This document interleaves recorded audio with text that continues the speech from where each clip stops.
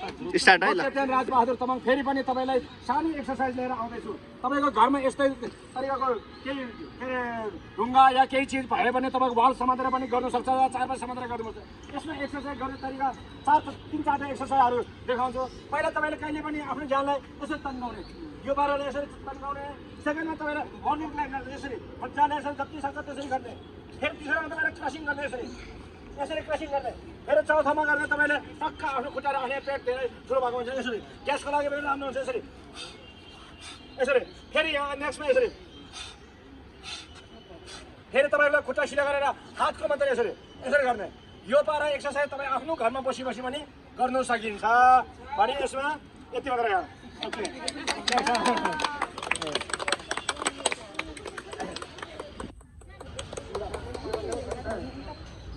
कमसेकम यहीँ बसी बसी 10-15 कुरा एक्सर्साइज गर्नु छ। तपाईँ आफ्नो 4x समातेर वाल समातेर मजाले गर्ने हो। घरमा पनि तपाईँ 5 से 10